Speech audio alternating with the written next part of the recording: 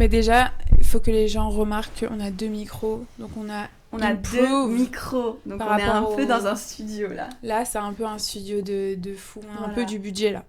Mais en vrai, on a du budget parce qu'il n'y a pas tout le monde qui a un micro comme ça et un micro comme ça chez lui. Et aussi, on est passé au café plutôt qu'au vin.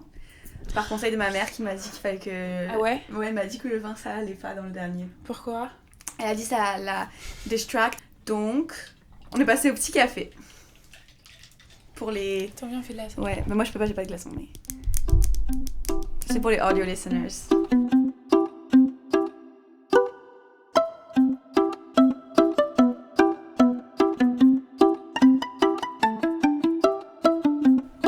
Allô. Moi c'est Tess. Moi c'est Elisa et on se retrouve aujourd'hui pour le 2e épisode du Homemade Podcast.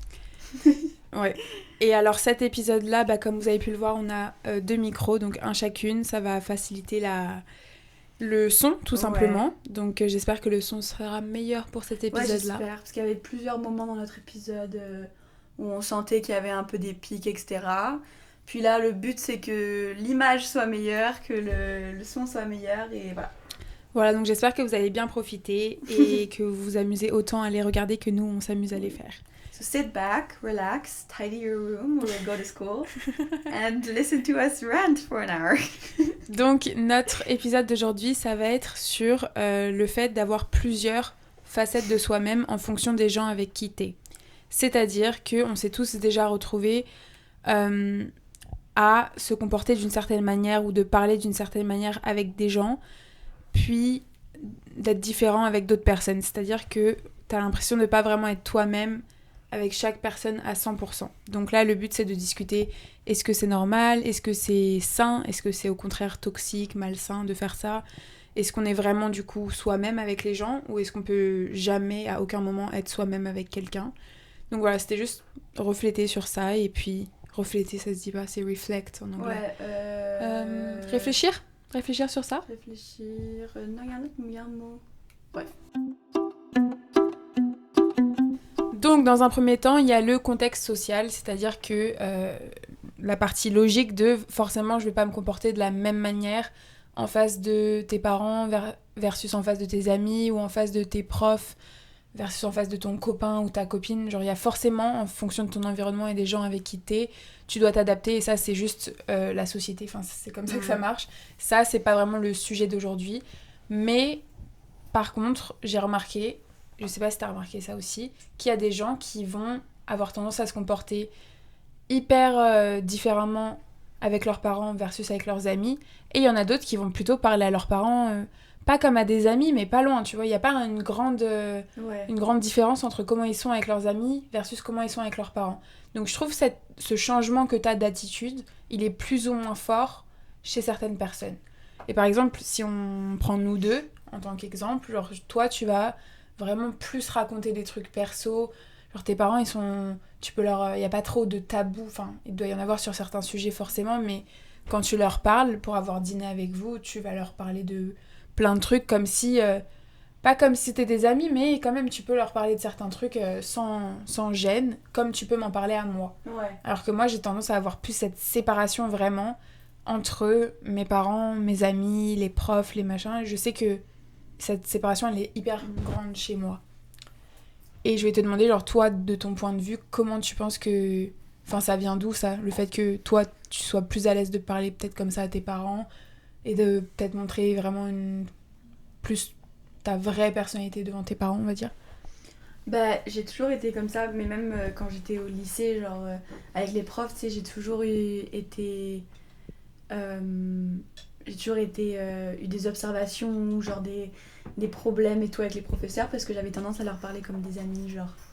En mode, j'avais tendance à comme m'énerver comme si c'était un ami, puis rigoler comme si c'était un ami, puis après je me faisais vraiment genre...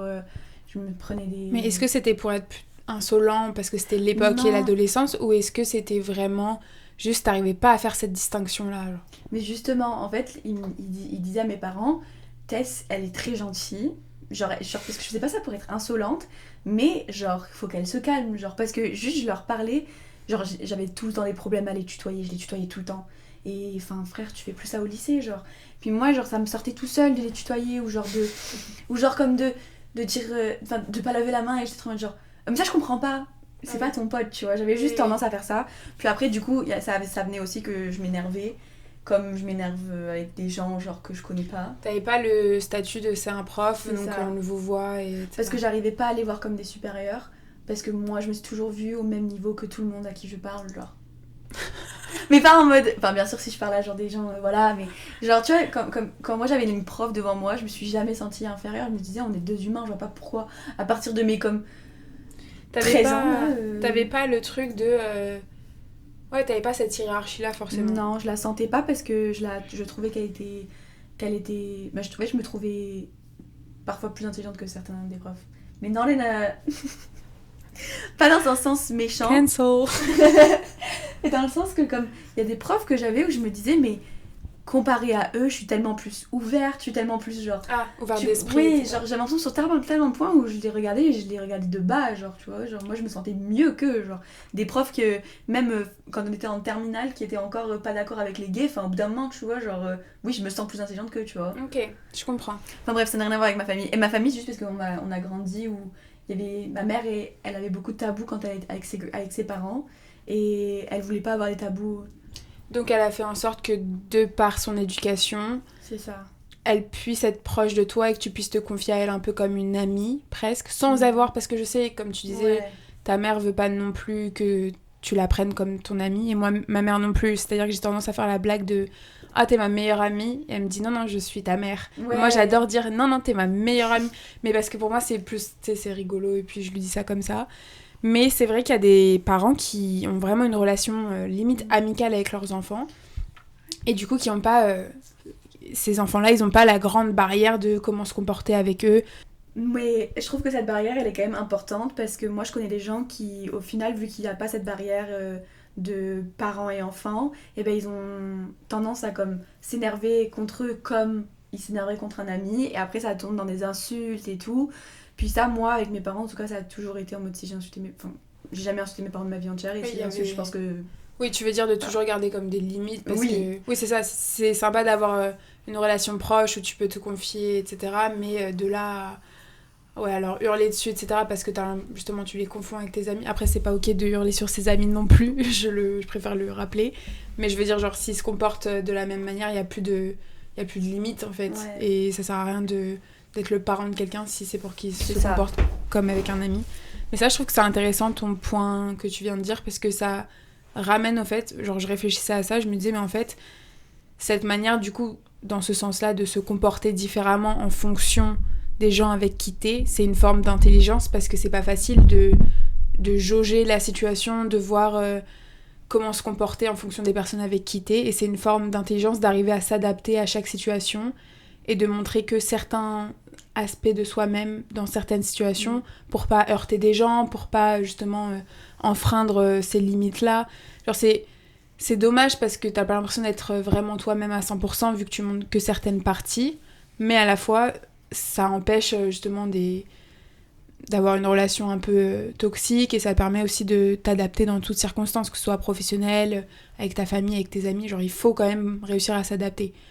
Donc ça amène le truc de ok, t'es pas toi-même, mais est-ce que c'est pas mieux de pas être soi-même à 100% tout le temps dans n'importe quelle situation, quoi. Mais c'est aussi des versions différentes de toi-même, genre. Tu vois, la version de toi-même, c'est pas toujours celle qui se lâche à 1000%, quoi, tu vois ce que je veux dire, genre. Ouais, je suis d'accord. Deuxième temps, je voulais parler du fait, enfin, se poser la question de à quel moment on est vraiment soi-même. En fonction là, de ce qu'on a dit, tu vois, de s'adapter en fonction de la société, des contextes, blablabla, et que c'était bien d'une certaine manière de s'adapter. Enfin, c'était plutôt normal pour continuer à bien vivre en société et avoir ses limites avec les gens. Mais à quel moment, du coup, tu te sens toi-même à 100% et est-ce que toi, tu t'es déjà senti toi-même à 100% avec quelqu'un ?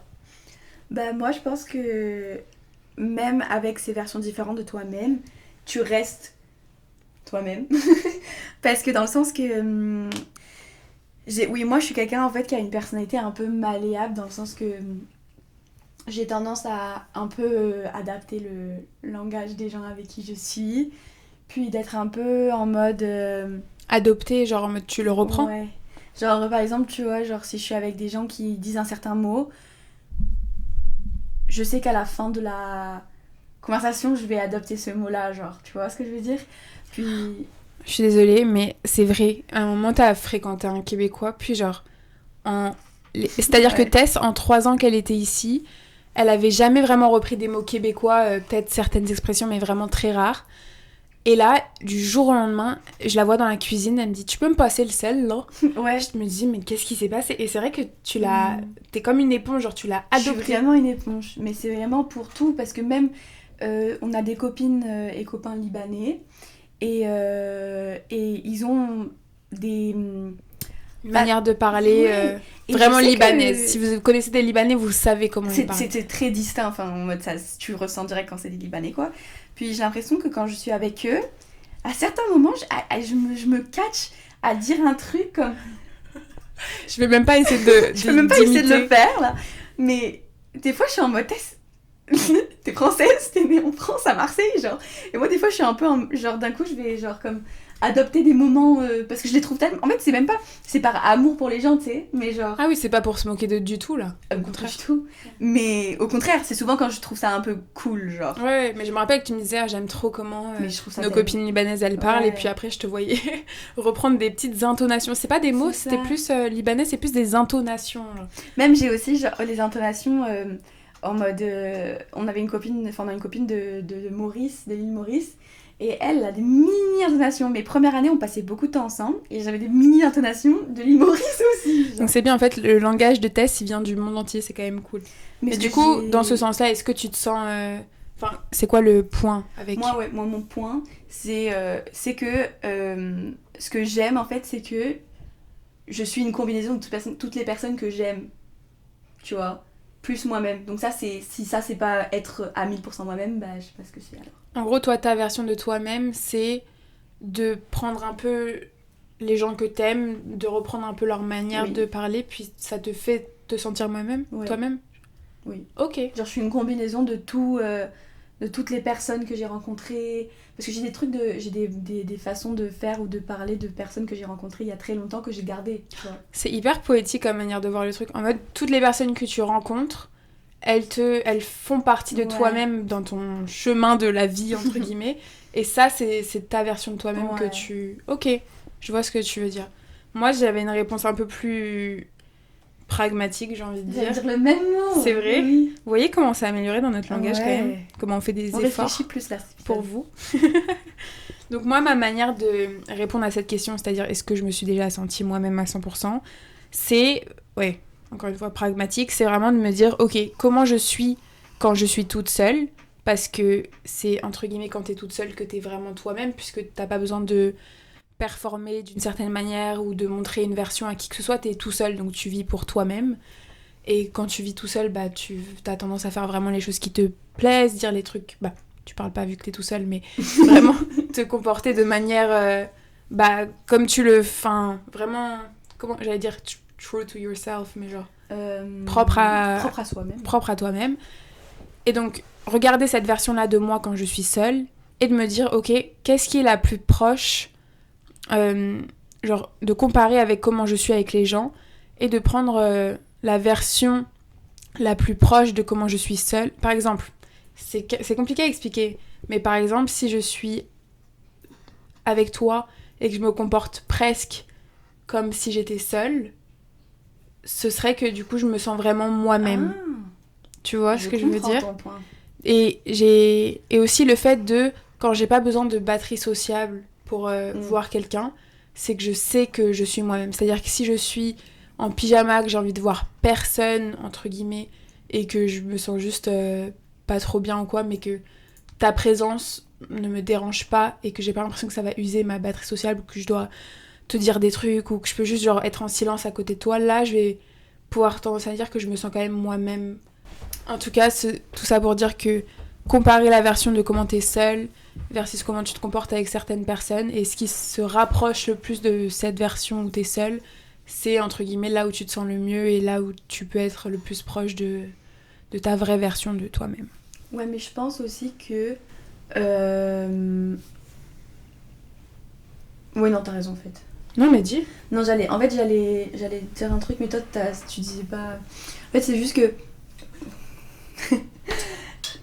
que... moi, j'ai l'impression que quand t'es seule, t'es pas forcément toi-même. Genre, dans le sens que c'est une des versions de toi, genre. Ok. Tu vois ce que je veux dire? Voilà, je pense qu'il faut appeler Socrate et Freud Ouais, pour mais là, je peux se même joindre. pas... C'est juste que genre, j'ai l'impression que quand moi qui suis seule, c'est une version de moi qui n'a rien à voir avec la version où je suis avec toi ou quand je suis avec d'autres amis ou Mais quand je parce suis avec que mes parents. je pense qu'on n'a pas la même définition dans le sens où toi, être toi-même pour toi, ça comprend aussi être avec des gens. Alors que pour moi, quand je dis être moi-même, c'est ne pas performer pour personne et vraiment être juste faire les choses que je fais toute seule, penser de la manière dont... Il y a personne d'autre là qui influence quand je suis vraiment toute seule sans regarder des shows, whatever. Genre juste toute seule, ta manière de penser, ta manière de voir les choses, ta manière d'agir. Quand t'es tout seul, tu performes pour personne. Donc tu peux être vraiment genre influencé que par toi et tes décisions et ta manière de penser. Donc c'est dans ce sens-là que je dirais que t'es toi-même. Je suis d'accord. Ok. On est arrivé à une entente. On continue cette partie du podcast en faisant un petit genre de jeu entre guillemets. En fait, c'est notre ami Nour qui nous a donné l'idée. Voilà, shout out. Et en fait, on a pris un post de Reddit qui parlait du même sujet que nous, plus ou moins. Et on va le lire et en parler juste pour avoir un peu un tierce dans la discussion. Ça peut être un peu intéressant. Puis dis-nous si vous aimez ce format parce que tant ça plaît pas, mais je pense que ça peut être fun. Donc, ouais, juste avoir l'avis d'autres personnes parce qu'on voulait savoir si c'était un sujet déjà qui concernait d'autres personnes. Parce que quand on trouve une idée pour un épisode de podcast, on veut savoir si c'est vraiment une idée qui nous correspond que à nous deux ou s'il y a plein de gens qui sont entre guillemets touchés par ça. Et là, on a vu sur Reddit qu'il y avait plein de gens qui parlaient de ça, donc c'était quand même un phénomène, le fait de se sentir peut-être mal après avoir vu des amis, le fait de se sentir pas soi-même, d'avoir l'impression d'avoir dit ou fait des choses que t'aurais pas fait normalement. Donc ça, c'est vraiment plus la deuxième partie de l'épisode. Vraiment, le truc un peu de... Quand tu vois des gens, notamment des amis, j'ai envie de dire, mais ça peut être ta famille, ça peut être plein d'autres personnes. Mais là, c'est plus les amis, en l'occurrence. Et quand tu vois ces personnes-là, tu peux te sentir mal après. Et le phénomène de comment tu l'expliques. Donc vas-y, c'est en anglais. Tess va vous le lire en anglais, puis après on va essayer de le traduire vite fait. Mais c'est pas très compliqué en tous les cas, c'est petit. Hein. Oui. Donc c'est anonyme.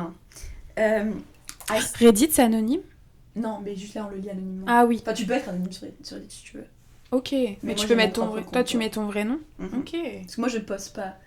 Okay. Ouais, les gens qui doivent... Parce que j'ai vu qu'ils mettaient quand même des fois des dingueries sur Reddit. Ah, donc Reddit, les gens... c'est un ou deux. Peut-être que tu vas avoir un truc super raciste, peut-être que tu vas avoir un truc hyper mignon. Tu sais ouais. Pas. Alors, I started noticing a trend. When I hang out with my friends, I'm happy to be here, but afterwards I feel like a complete loser and an extra wheel.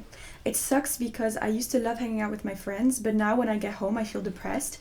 I guess because I don't feel connected to others as much as I perceive them to be in between themselves. Donc en français, ce serait juste... j'ai remarqué qu'il y avait un... J'adorais avant hangout avec mes amis, genre passer du temps avec mes amis. Ouais. La meuf qui ne traduit pas, qui le redit en anglais. Genre j'ai remarqué que avant j'adorais regarder traîner avec mes amis, passer du temps avec eux. Depuis peu, à chaque fois que je passe du temps avec eux, après je me sens un peu depressed, un peu mal. Et j'ai l'impression que je ne connecte pas avec eux autant que eux ils connectent ensemble. Et c'est peut-être ça une des raisons qui explique pourquoi il se sent comme ça, cette personne-là.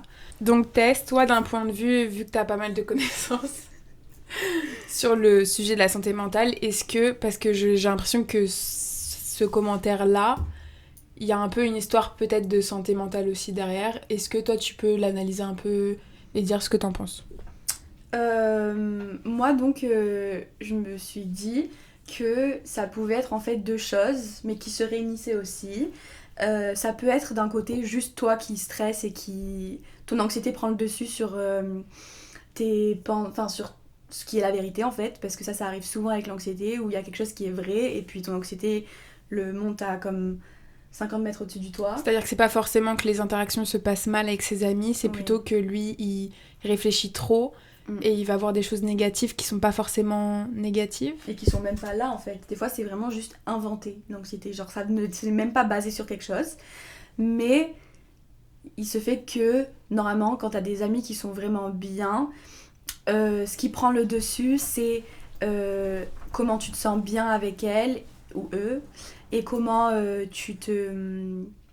comment elles aussi elles interagissent avec toi, parce que les amis qui savent un peu que tu peux stresser là-dessus un peu et tout, et qui sont vraiment juste des bonnes amies, et ben elles ont tendance à rassurer, mais même si c'est pas verbalement, mais juste tu sais, comme te rassurer quand vous êtes dans un groupe, et si elles voient que d'un coup tu t'éteins un peu ou quoi, tes amis qui sont des vrais amis, elles vont essayer de comme te reprendre dans la discussion, etc. Et par là te faire sentir comme tu es nécessaire dans la conversation et tu es nécessaire dans le groupe, quoi. Donc elles vont un peu t'empêcher d'une certaine manière, pas en faisant 50 000 actions, parce que c'est pas non plus leur rôle de soigner ta maladie mentale, mais plus en faisant des petits trucs qui peuvent te rassurer, te pousser vers le haut et empêcher ce genre de discours, ce genre de commentaires qui te font sentir mal, en fait.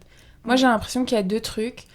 Soit ça peut être vraiment vu comme partie du sujet de la santé mentale, parce que effectivement, ça peut être un signe de quelqu'un qui a de l'anxiété et qui est juste peut-être un peu en train de réagir trop par rapport à ce que c'est. Pas trop réagir, mais genre overshare, genre overthinking, genre un peu sur ça et pas vraiment réagir de façon excessive. Mais pas par rapport à la réalité. Genre, C'est-à-dire, voilà. peut-être il voit que c'est un truc plus gros que ça l'est vraiment.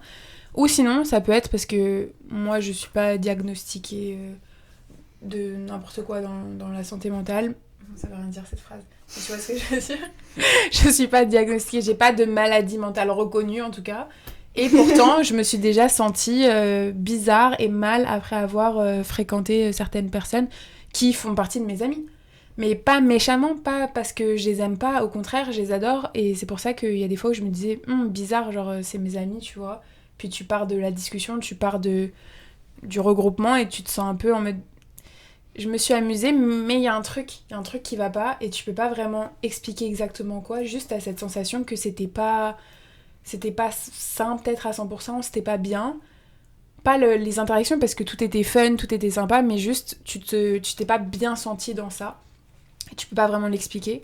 Donc soit effectivement ça peut rejoindre un peu le côté santé mentale et il y a peut-être quelque chose chez toi qu'il faut que tu règles avec toi-même, ou soit c'est vraiment un problème peut-être genre des gens qui ne sont pas du même vibe que toi, de la même qui te matchent pas en fait, tout simplement, qui matchent pas avec toi. Et donc ça c'est un peu notre troisième point. Donc après tout ça on peut réfléchir à quel moment ça devient comme un problème en fait, de changer ta personnalité en fonction des gens avec qui tu es. Enfin, même pas ta personnalité, mais tu sais, tes facettes un peu différentes. C'est ça, parce qu'on a vu que c'était quelque chose des fois de sain de le faire, que ça voulait pas forcément dire que t'étais pas toi-même. Moi, je pense que ça devient un problème à partir du moment où c'est pesant pour toi et que ça devient un conflit interne vraiment avec toi-même. C'est-à-dire, comme je le disais plus tôt, à partir du moment où tu commences à sortir de chaque interaction avec tes amis et ne pas te sentir bien, ne pas te sentir toi-même.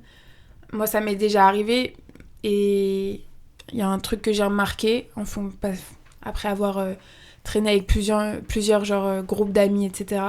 J'ai remarqué que les fois où je me sentais le moins moi-même, c'était quand je traînais avec des gens qui avaient des personnalités super prononcées. Tu sais, les gens hyper extravertis ou alors ceux qui osent jamais, tu vois... pas justement, qui osent beaucoup mettre leurs idées en avant.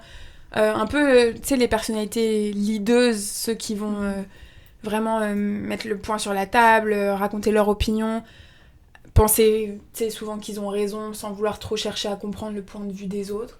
Et ces personnalités-là, je les critique pas du tout parce que c'est des super personnalités, c'est des gens hyper... souvent entreprenants, qui ont peur de pas grand chose et tout, et c'est des personnalités que j'admire. Mais ce type de personnes, j'ai remarqué qu'avec moi, ça matchait moins parce que j'ai tendance à pas donner absolument mon avis sur tout, juste à les laisser parler, pas m'imposer autant que ce que j'aimerais. Et je trouve qu'ils me donnent pas assez la place d'être moi-même en fait. Ils vont pas forcément te demander ton avis, ils vont pas forcément prendre le temps de t'écouter. Et dans ces situations-là, je suis juste en mode ok, bah c'est une personne comme ça, je vais pas forcer pour donner mon opinion si on me le demande pas, parce que j'aime pas imposer mon truc. Mais avec ces gens-là, j'ai tendance à moins être moi-même. Et à chaque fois que je sortais de sorties ou d'interaction avec ce type de personnalité, je me sentais pas moi-même. Même si j'avais eu un bon moment, j'avais pas l'impression d'avoir été moi-même à ce moment-là. Et du coup, ça te laisse toujours un goût un peu amer, où tu te dis, bon, c'était fun, vraiment bittersweet, genre. C'était fun, mais... tu vois. Et donc, je pense que après ça viendra après quand on vous donnera nos conseils. Mais il y a ce truc vraiment en fonction des personnalités avec qui t'es, ça joue énormément dans ta manière de te présenter. C'est-à-dire il y a ton environnement, mais ton environnement, c'est principalement la personnalité de la personne qui est en face de toi, en fait. Ouais, je suis hyper d'accord. Ouais, c'est un peu pareil. Moi, en fait, mon premier point, c'était un peu pareil, quoi. Dans le sens que quand tu sens que soit tu t'écrases, soit tu changes, mais pas dans le bon sens du terme. Parce que des fois, changer, c'est bien. Mais quand tu sens de toi-même... Oui, quand il y a des gens qui t'apprennent des choses ou que t'as l'impression de découvrir quelque chose de nouveau, mais là, c'était plus changer en mode... Tu te reconnais pas, c'est-à-dire que t'as dit ou fait des choses où après coup, t'es en mode mais pourquoi j'ai fait ça ? Pourquoi j'ai partagé cette information ? Pourquoi... Comme si tu t'es senti obligée d'une certaine manière de dire un truc ou de faire un truc qui ne représente pas la personne que t'es en temps normal. Ouais, en fait, ce qu'on disait, c'est ce changement de facette, s'il n'est pas naturel dans le moment, c'est que c'est pas censé être là. Genre, t'es pas censé changer de facette. Puis j'ai l'impression que après, c'est hyper normal. Genre, ça arrive à tellement de gens, mais tout le temps, même moi, maintenant, genre, ça m'arrive avec des gens inutiles où je vais juste être en mode genre, j'adopte cette personnalité, et après je suis en mode, qu'est-ce que j'ai fait, genre. Mais moi, je voulais juste dire, parce que j'ai l'impression que aussi ça peut nuire un peu à d'autres relations, etc. Parce que je sais que moi, quand j'étais... anecdote hyper courte, hein, mais je disais que quand j'étais en seconde, j'avais un groupe d'amis qui me tiraient pas forcément vers le haut. C'est des amis que je suis encore amie avec une du groupe d'amis, genre il n'y a pas de soucis et tout, mais c'est juste qu'on sentait qu'ensemble on se tirait pas vers le haut parce que on était un peu dans le truc en mode on est cool et on fume et on fait ci, on fait ça, on n'écoute pas en cours, on a des mauvaises notes. Puis au final, tu sais, genre tu te sens que comme on se sentait plus mieux que les autres, genre. Mais toi, tu te sentais toi-même à ce moment-là ? Genre, t'as l'impression d'être Tess Béché, genre c'était juste ta manière d'être à l'époque ? Ou est-ce que justement t'étais vraiment comme si tu jouais un personnage, t'étais pas du tout toi-même à ce moment-là ? Bah en fait au fond j'étais quand même pas moi-même, mais même si je disais que c'était genre le nouveau moi et tout, je savais que j'étais pas moi-même parce que comme je rentrais chez moi, puis je pleurais pour mes notes, genre. Ok, donc tu faisais la meuf qui s'en foutait d'avoir des mauvaises notes, puis tu rentrais, tu chialais dans ton lit. Oui, mais en fait le truc c'est que en fait j'ai l'impression que la journée je m'en foutais parce que j'étais avec mes potes et du coup genre tu sais genre j'avais cette facette de moi où je m'en foutais. Après quand je rentrais chez moi et je me posais, j'étais comme putain, j'ai eu un note 0, genre, tu vois. Putain, genre j'ai encore pas révisé depuis 4 semaines. Putain, j'ai encore genre genre tu vois. Genre vraiment, tu sais, le soir t'étais un peu en mode genre tu réfléchis un peu à ton futur, puis seconde t'as quand même quoi 16 ans, genre. C'est pas si loin que ça de sortir de Marseille, quoi. Et enfin de Marseille, du lycée, du secondaire. Et du coup genre tu sais, t'as des moments, d'un coup j'avais des moments où après je me disais parce que j'étais pas à 1000% comme mes amis, je le savais, mais j'étais pas non plus à 1000% comme mes amis d'avant, donc du coup j'étais un peu dans cette position de la ligne fine entre bah du coup j'ai aucune idée qui je suis parce que je suis ni comme ces amis là ni comme ces amis là et j'arrivais pas à prendre les bons côtés des deux. J'avais commencé par prendre tous les côtés de un groupe et après tous les côtés de l'autre groupe, genre, au lieu de créer ma propre personnalité. Mais dans ce sens-là, à quel moment tu penses que c'est négatif, du coup ? Bah c'est négatif, je pense. Moi, le point que je voulais donner, c'est que ça devient négatif, oui, quand tu t'écrases, etc. Mais aussi quand tu sens que ça devient... dangereux pour toi ? Dangereux, ouais. Mais mauvais pour tes alentours aussi. Parce que moi, du coup, ma relation avec ma famille était mauvaise. Ma relation avec mes autres amis, qui étaient là depuis ma naissance, était mauvaise. Ma relation avec les cours, ma relation avec les profs, ma relation avec le lycée, ma relation avec ma santé. Tout était mauvais, en fait. Ok, donc c'est vraiment... Comment tu te sens, genre nos deux points se rejoignent dans le sens où il faut vraiment s'écouter et écouter ton entourage. la plupart du temps, quand tous tes parents, toute ta famille te disent cette personne-là, elle est mauvaise, elle t'entraîne pas vers le haut et t'es en train de changer, je te reconnais pas, il y a vraiment 99% du temps où ils ont raison et c'est juste vraiment ton entourage n'est pas bon. Et aussi quand tes feelings, genre quand tu vois quelqu'un et qu'après tu te sens pas bien ou que t'es épuisé, c'est pas normal d'être épuisé après avoir vu un ami ou une amie. Genre c'est pas normal de se sentir genre comme si t'avais pris toute ton énergie. Genre ça c'est des symptômes de il y a quelque chose qui va pas, tu vois, c'est des... Moi, j'avais envie de parler aussi de locker room talk, qui est... C'est quoi? Donc c'est un terme en anglais. Donc c'est un terme qui désigne les garçons qui parlent dans les salles Enfin, littéralement, la traduction, c'est les garçons qui parlent ensemble dans les salles Pour se changer, les vestiaires? Voilà, les vestiaires pour les joueurs de foot. Littéralement, mais c'est quoi le... Mais le concept, c'est comment les mecs parlent entre eux et à quel point ils changent quand ils sont entre eux que quand ils sont avec d'autres gens. Tu veux dire, genre, pour des hommes, c'est peut-être plus naturel d'être différent entre amis versus comment ils sont tout seuls ou avec leurs copines ou leurs copains? Mais surtout quand un mec... Je parle surtout des mecs hétéros. J'ai l'impression que les mecs hétéros, quand ils sont avec leurs amis hétéros, c'est une personne entièrement différente que ce qu'ils sont avec leurs copines. Mais je pense, en fait, ils sont une personne entièrement différente que qui ils sont vraiment, genre. Pas tous. Non, mais j'allais dire que j'étais d'accord avec toi. Voilà, merci. Mais pas tous. Elle m'a hurlé dessus. Parce que j'avais pas non plus, parce que je connais plein de... Non, on peut pas faire...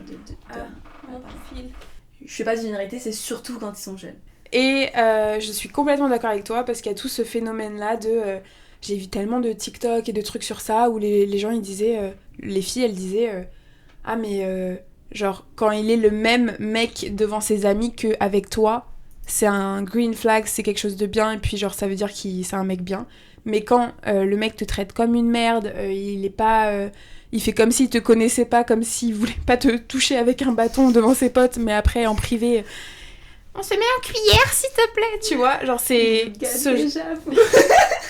ce genre de truc, c'est ça prouve que c'est peut-être plus un truc peut-être pour les hommes de faire ça, même si entre filles on le fait carrément, mais peut-être moins parce que eux ils ont peut-être aussi la pression de on doit se comporter d'une certaine manière parce qu'on est des mecs entre nous, puis versus après ce qu'ils aiment vraiment, leur sensibilité, etc., qui vont plus montrer leur côté vulnérable plutôt, qui vont montrer un peu moins en public, c'est-à-dire avec leur père, c'est-à-dire leurs amis.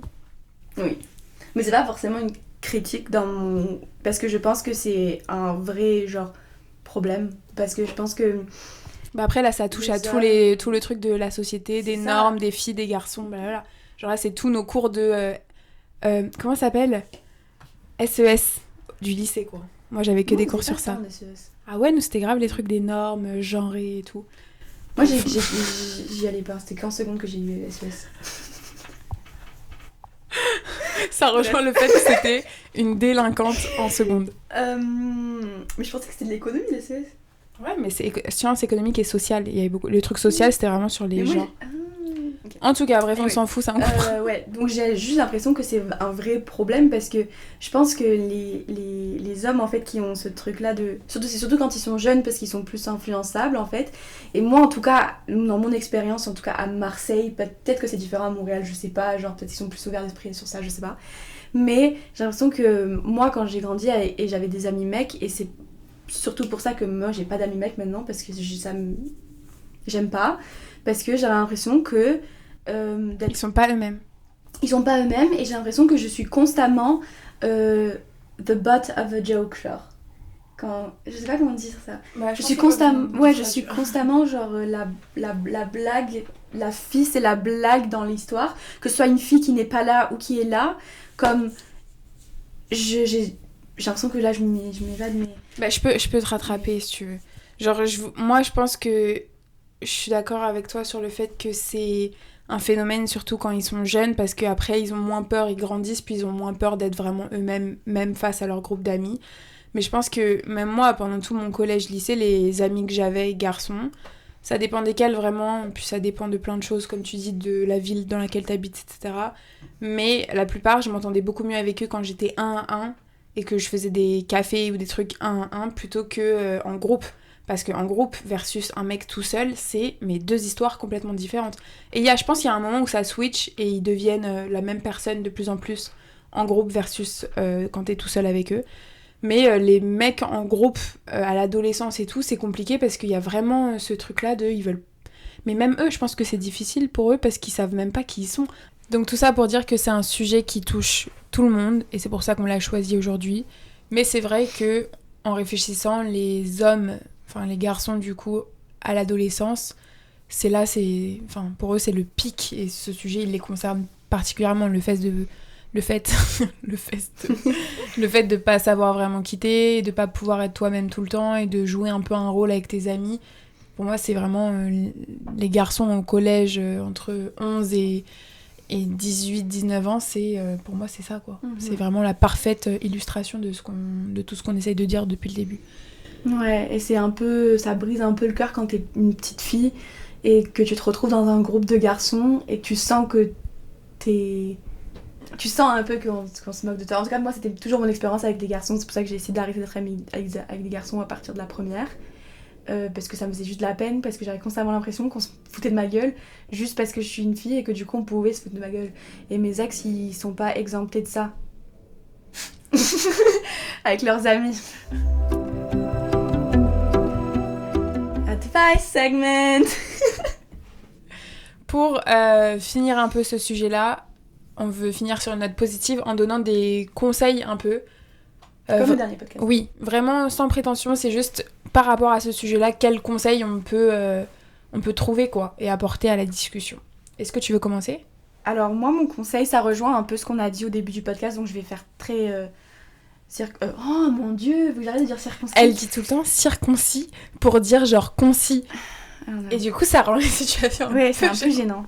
Y a vraiment rien... y a rien de mal avec qui tu es, toi, en tant que personne, que tu sois seule ou avec des amis.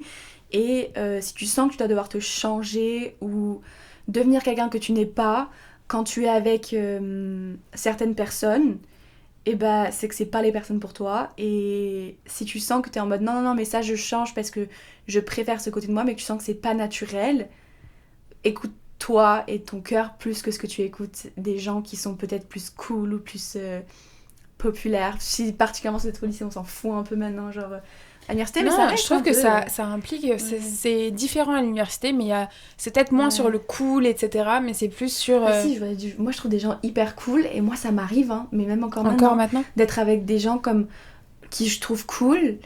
Enfin là, j'ai même pas de personnes dans ma tête, mais tu sais, genre même l'année dernière ou en première année d'université, tu sais, je sentais que j'avais des potes cool à l'uni.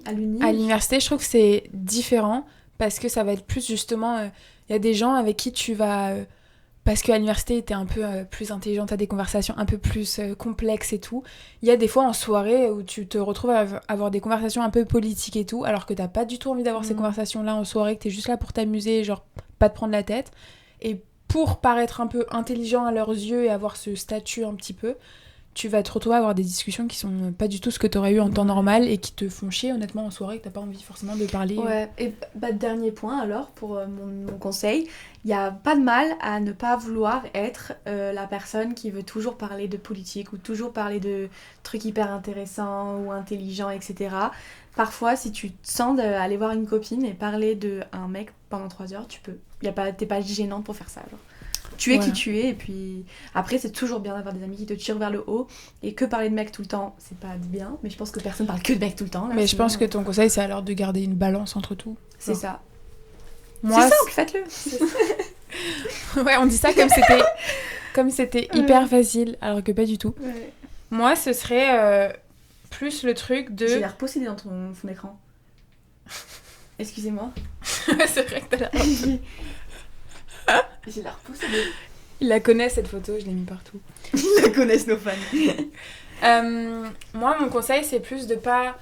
Je trouve qu'il y a une grande... De faire la différence entre les choses et de pas tout mélanger. Parce que pour moi, en ce moment, sur les réseaux et tout, il y a une grande tendance de dire les gens sont toxiques, toxic people, hors de ma vie, etc. Genre, je fais le tri entre les gens toxiques, blablabla. Il y a une grande tendance aussi sur TikTok et tout, j'ai vu de faire le tri entre tes amis, ceux que tu trouves toxiques, les enlever, etc. Pour moi, il faut vraiment remettre un peu les pieds sur terre et se dire, ok, les gens sont pas forcément tous toxiques, il y a des gens juste, votre énergie, elle matche pas, vous n'êtes pas fait pour vous entendre en termes de personnalité, ça veut pas dire que c'est des mauvaises personnes, ça veut pas dire qu'ils sont toxiques forcément. Quand je disais tout à l'heure, mais il y a des gens que je connais qui me prennent beaucoup d'énergie de par leur personnalité, mais ça veut pas dire que je les aime pas et ça veut pas dire que j'ai pas envie de continuer à être leurs amis. Ça veut juste dire que moi, en grandissant, j'ai compris ça, que c'était pas forcément ni la personne ni moi le problème. C'était juste une question de peut-être qu'ensemble ça matche pas pour en tout cas au quotidien. Donc j'adapte à la situation. C'est-à-dire adapter, ça peut être voir cette personne moins souvent. Genre peut-être pas la voir toutes les semaines, tous les 2 jours, mais faire un truc ensemble, aller 1 fois par mois. Comme ça, t'as pas l'impression qu'elle t'épuise, mais à la fois tu peux la voir et passer du temps avec et ça peut être sympa. Mais genre essayer de analyser plus, ok, cette personne-là, je l'aime bien, mais je pense pas que je peux la voir tous les jours parce que nos personnalités, ça ne matcherait pas pour tous les jours. Et je trouve qu'aussi de partir au Canada, ça m'a permis de réaliser quels amis c'était genre des gens à voir tous les jours, quels amis je les adore, mais plus, tu vois, genre de temps en temps faire un truc et pas forcément, on n'est pas fait pour se voir tous les jours parce que nos personnalités, ça ne matcherait pas dans la vie de tous les jours, au quotidien, du lundi au dimanche, tu vois. Mais juste arriver à trouver une balance et pas couper les gens de ta vie en disant juste ils sont toxiques, bye, poubelle. Ça, je trouve ça un peu... C'est trop facile et c'est un peu un shortcut. Genre, c'est comme si tu résumais les gens à des personnes toxiques alors que les gens sont plus complexes que ça, tu vois. Des fois, ils vont se comporter d'une certaine manière pour X ou Y raison. Des fois, c'est juste en fait vos personnalités qui vous comprenez pas, vous avez pas la même logique sur certains aspects. Et ben c'est pas grave, c'est pas quelque chose, ça veut pas dire qu'ils sont toxiques ou que c'est des gens mauvais, ça veut juste dire que vous êtes pas fait pour être amis de tous les jours, tout le temps, H24. Et juste grandir pour moi, c'est se rendre compte de ça et arriver à tes souhaits. Merci. Grandir, c'est se rendre compte de ça et arriver à juste classer un peu tes amis dans elle me prend pas de batterie sociale, la voir tous les jours, ça me fait plaisir, ça matche bien. Elle, je l'adore. Par contre, genre, c'est vrai que quand je la vois, je me sens un peu fatiguée et tout après. Donc, peut-être pas tous les jours parce qu'au quotidien, ça va être frustrant, épuisant et ça va pas être bénéfique ni pour la personne ni pour moi. Genre, juste arriver à plus comprendre tes relations, comprendre la personnalité des gens que tu fréquentes et t'adapter en fonction de ça. Moi, ce serait mon conseil. Je suis hyper d'accord. C'est vrai ? Ouais. Okay. Mais c'est un truc, on en parle hyper beaucoup avec mon père, où on est en mode genre, parce que mon père, c'est quelqu'un aussi qui a beaucoup d'amis.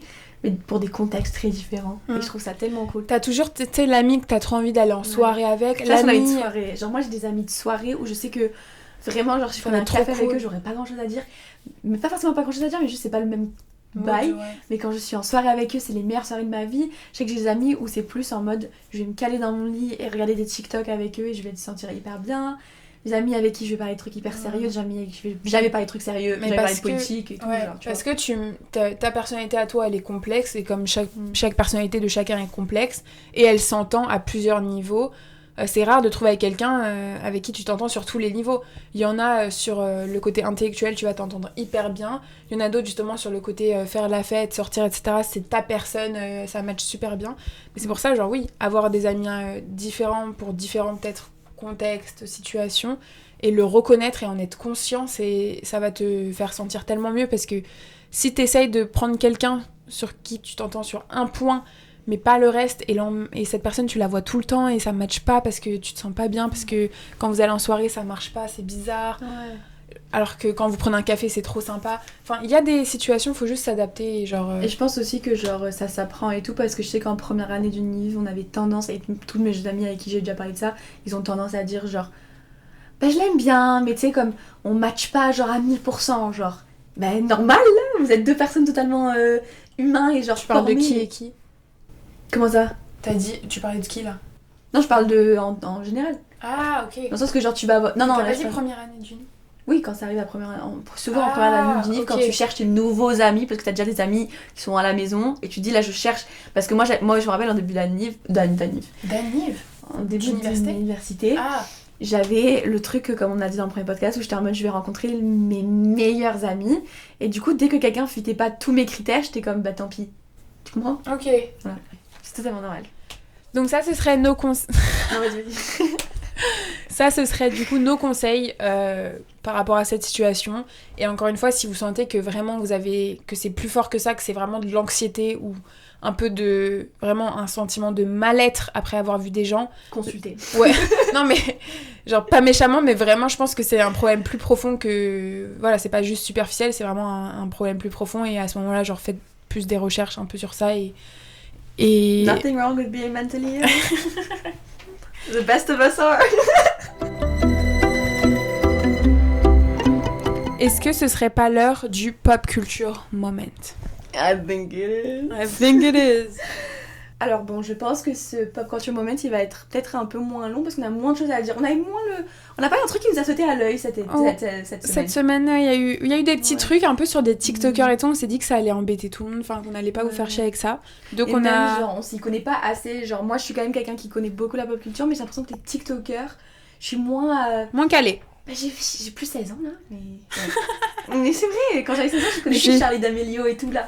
J'ai plus 16 ans là. J'ai plus 16 ans là. Ok, mais... donc c'est quoi le sujet, Tess? Résume-nous. Donc le sujet d'aujourd'hui, ça va parler de Travis Kelce et Taylor Swift. Donc le couple, le mec de Taylor Swift, qui est un joueur de NFL?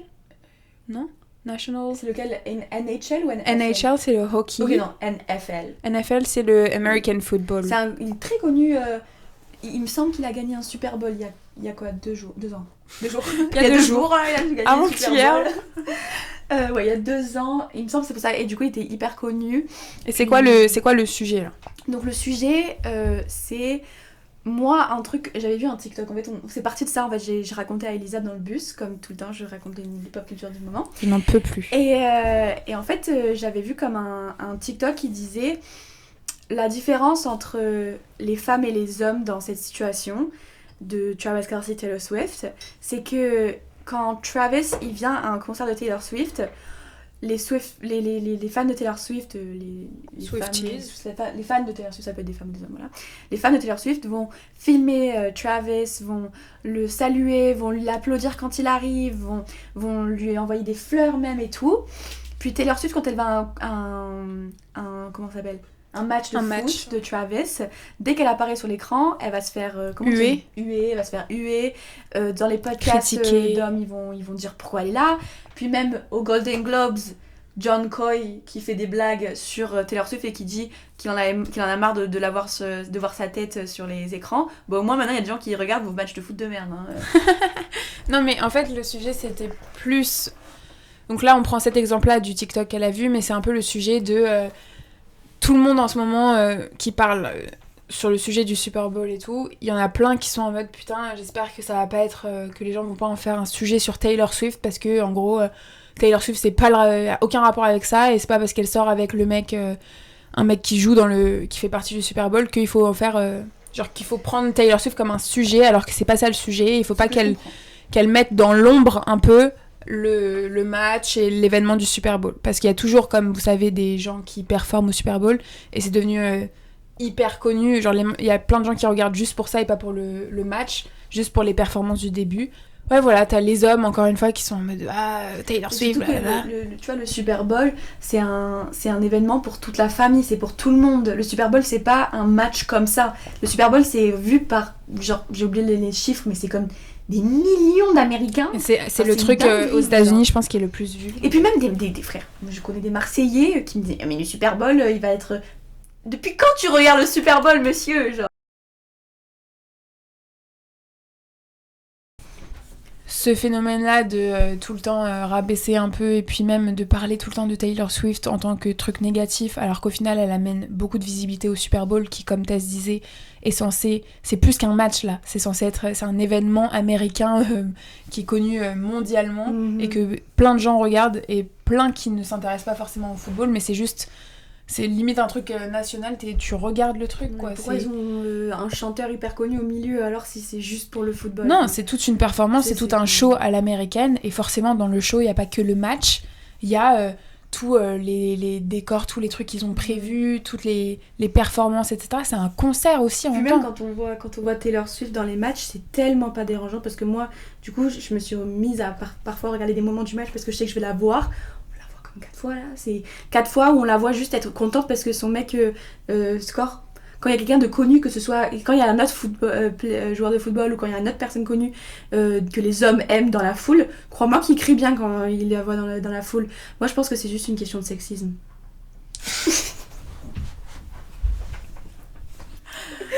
En gros, il y a tout sexiste, et voilà. Non, je rigole. Résumé du C'est pas une question point. de sexisme, je pense que c'est juste... Mais c'est toi, un peu une pourquoi question de sexisme, Mais toi, moi, je pense que c'est... Et ça, en vrai, peut-être qu'on en fera un épisode à un moment, mais je pense que, tu vois, vu que là, c'est Taylor Swift, et qu'il y a tout un truc autour de Taylor Swift, et que les hommes, ils ont tendance à la détester. On en a parlé pendant des heures avec... On en a parlé avec moi et avec mon copain Charlie. Et puis, en vrai, ce serait hyper intéressant, je trouve, de le réamener ici, de re-avoir une discussion, parce qu'on avait une discussion super... un peu animé, mais quand même sympa. Après, il était comme 2h du matin. Là, il était quand même 2h du matin après une soirée. Mais ce que je veux dire, c'est que je pense que ce phénomène-là, il y a une question un peu plus...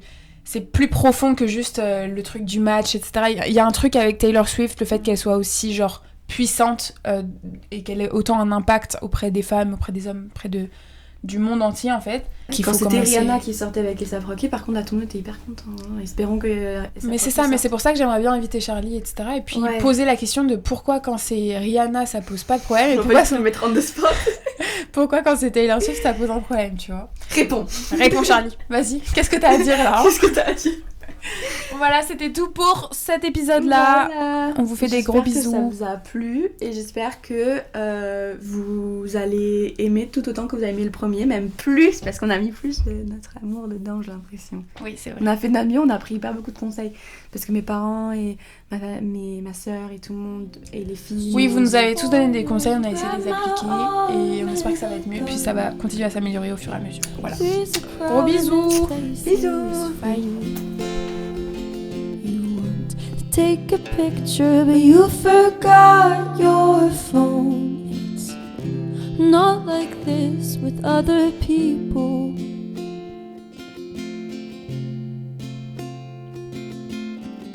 I'm drinking tea, watching you plant what looks like a tree. And the birds are singing something sweet. À force de, tu vois...